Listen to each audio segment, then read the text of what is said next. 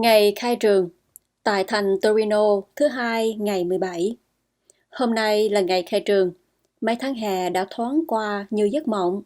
Sáng nay, mẹ tôi đưa tôi vào trường Baretti để ghi tên lên lớp 3. Đi đường, óc tôi cứ vơ vẩn đến chốn thôn quê, lấy sự đi học làm ngại. Phố nào cũng thấy nhan nhản học trò. Hai hiệu sách, chật ních những phụ huynh vào mua sách vở, giấy, bút, cặp da. Cửa trường đông nghịch những người. Cảnh binh và người gác cổng phải khó nhọc mới mở được một lối vào. Vừa bước qua cổng trường, thấy một bàn tay vỗ vào vai. Tôi giật mình ngoảnh lại. Thì ra thầy giáo lớp 2 tôi học năm ngoái.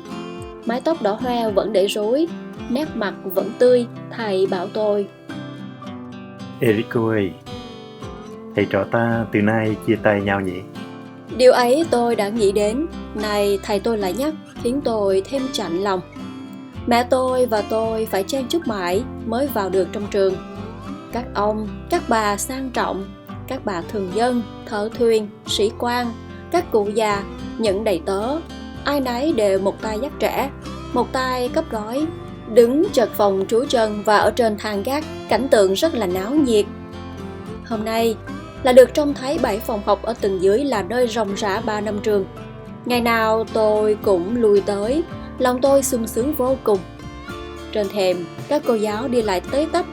Cô giáo lớp 1 đứng ở cửa lớp, thấy tôi liền bảo: Enrico ơi, năm nay em học trên gác, ít ra ta lại được nhìn em qua lại. Mẹ tôi đỡ lời: Thưa cô, cháu sẽ đến thăm cô luôn. Chúng tôi chào cô rồi đi. Ông hiệu trưởng, râu tóc bạc hơn năm ngoái, có vẻ bận rộn vội vàng, đang bị vây trong đám các bà. Một số người thất vọng vì không còn chỗ cho con. Bạn tôi đi học đông đủ, nhiều người coi lớn vọt lên. Ở tầng dưới, việc chia lớp đã xong. Mấy trò em mới đến trường là lần thứ nhất, không chịu vào lớp, giật lùi như những con ngựa bất kham. Người ta phải dùng sức lôi vào. Có em đã ngồi vào ghế rồi lại trốn ra. Có em thấy cha mẹ thì trù lên khóc. Em trai tôi vào lớp cô Dencatri, còn tôi thì học thầy Perboni ở trên gác. Đúng 10 giờ thì học trò lớp tôi đều vào cả. 54 người trong bọn.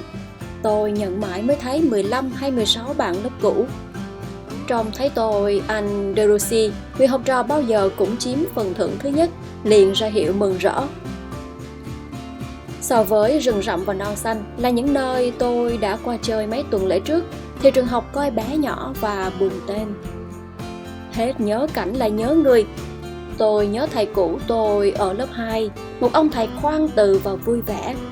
Bao giờ trông thấy tôi cũng mỉm cười. Tôi rất tiếc không được thấy thầy ở đây với bộ tóc hoe đỏ rối bù. Thầy giáo chúng tôi bây giờ người to lớn, không có râu, tiếng nói sang sảng. Đứng trên bục cao, thầy nhìn xuống chòng chọc hết người này đến người khác, hình như muốn coi thấu tâm tình chúng tôi. Thầy nghiêm quá, ít khi thấy nở một nụ cười.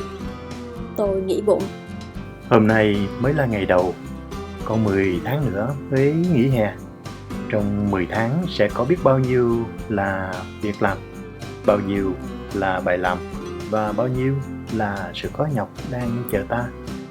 Nên lúc ra về, tôi có vẻ chán nản. Mẹ tôi khuyên rằng: Enrico ơi, hãy can đảm lên con ạ. Mẹ sẽ cùng học bài với con.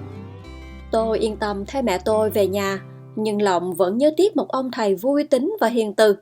Vẫn thấy trường học kém vui, không bằng năm ngoái.